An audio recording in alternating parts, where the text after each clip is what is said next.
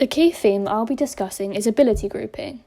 I've chosen this as I found I had strong feelings about the topic, and this prompted me to discover more around the area, to develop a well-rounded argument as to whether or not it's appropriate and whether the benefits outweigh the consequences, and if so, in which situation is it appropriate. There are several different reasons why we group children. Some include that it develops many different skills and attitudes, it builds their collaborative skills, develops language, explores ideas, and they learn how to share and take turns. It also helps them to think out loud and to hear it critiqued and learn to negotiate and how to act as leaders. According to Aubrey and Riley, 2015, Piaget believed that it was the child's interactions with the environment that generated learning. The most effective way of enabling learning was to provide an environment which promoted curiosity and challenge. Vygotsky believed that children should experience a variety of tools to help them achieve new learning through problem solving and interaction with others. Children construct their understanding of the world through the collaboration in social activities. According to Grant, 2019, ability grouping is where children are placed into groups based on their perceived ability within a specific subject area, for example, spelling groups, reading groups, and maths groups. It's used widely across primary schools, especially more recently with the introduction of the national curriculum, which, according to Dr. Marks, 2012, led to schools feeling increased accountability pressures to achieve government-set targets, which in turn led to increased instances of ability grouping, as teachers felt that this was a logical response in which pupils can have support towards these targets and receive teaching experiences appropriate to their needs.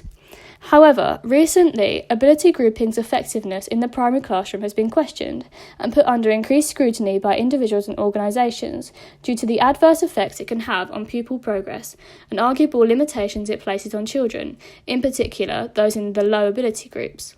This is an area which will be discussed further in this video. My emotional response to this key theme is initially disapproval. I disagree with the idea of ability grouping generally, as I feel that it restricts lower ability students as they are given limited opportunity to move beyond that level, as well as putting pressure on the high ability children to stay in the high sets and to understand all the information given to them all the time. According to studies carried out by Bowler, William and Brown, 2000, on both high and low ability set grouping, at least a third of students in the highest set were disadvantaged by their placement in this group because they felt unable to cope with the fast pace and pressure. They felt that teachers rushed through examples and work, and they felt unable to make mistakes. Furthermore, those in the low sets received frequent teacher changes, were asked to be quiet, and were often given answers before being able to have a go at them themselves. They felt that the work was far too easy for them. Another emotional response was irritation. It angered me and irritated me that teachers ability group children because it is seen as a done thing, and they seem to take little time to consider the impact on the individual children as well as the classroom ethos. It feels to me like an easy option. According to Grant 2019, placing children in groups according to ability is all about making classroom management easy and nothing to do with educational gain for the children. It's management at the expense of performance. I disagree with the idea of ability grouping for the reasons stated previously, due to the negative impacts it can have on students, no matter what level they're at. On to my professional response. My prior understanding of ability grouping was that it was used by teachers to separate children into groups based on their ability, and that it had both positives and negatives depending on the setting within which it was used. This prior understanding linked readily to my new knowledge of the arguably damaging effects of ability grouping on children and my increased awareness of the negative impacts.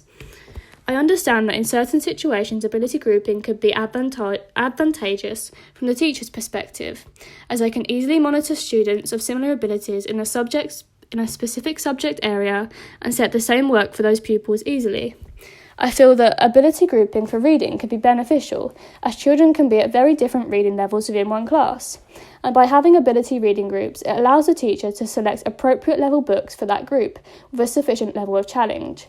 However, I also feel that it's important to have whole class shared reading to expose all readers to texts above their reading level and offer further opportunities to develop their vocabulary. However, it's also my understanding that there are many negative factors involved with ability grouping, especially from the pupil's perspective, as it seems from further reading namely Bowler, William and Brown 2000, that no matter where the child is, whether they're high, low or middle attainer, they still suffer consequences from the segregation and subsequently face barriers in terms of their development.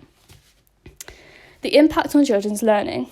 This is varied depending on the setting within which ability grouping is used. At times, the impact can be positive, such as previously discussed during guided reading group sessions, where it allows the children to work alongside other children with similar reading ability. This could increase their confidence when they have to read out loud, because they'll feel less judged, for example, if they misread a word. Whereas if they were in a mixed group, the higher ability readers may become easily frustrated or laugh at lower ability readers if they repeatedly make the same mistakes. However, it is evident from my further reading and discussions in the seminar that ability grouping can severely limit children's learning due to a literal barrier being created by the teacher between groups of children, making it increasingly difficult for the children to climb over the barrier into the next ability group. Bowler, William and Brown 2000 shared the children's opinions of ability grouping in the class, and they expressed opinions such as, "We're treated like babies," and they claimed to feel trapped in a vicious circle. According to Dr. Marks 2012, teachers felt a need to protect the lowest attainers from what they regarded as frightening mathematics by creating maths ability groups. Yet, in my opinion, by protecting the children, it restricts their ability to further their learning. Despite the clear disadvantages presented by the accounts of Bowler, William and Brown 2000, it must be considered that their accounts appear to be heavily biased towards the negative associations of ability grouping, with little regard for the potential benefits. Hence, to form a well-rounded conclusion, more evidence would need to be collected from other sources to address the potential positive impact on children's learning. To summarise, in my future practice, I'll be limiting my usage of ability grouping in the classroom, as I personally feel that it's ineffective and has more disadvantages for the children than advantages. I feel there are much more beneficial ways to group children, such as mixed ability grouping. Mixed ability grouping is something I want to implement, as it gives lower ability the chance to learn from the higher, and gives the higher attainers a chance to discover new ways of thinking and deepen their understanding through explanations to others.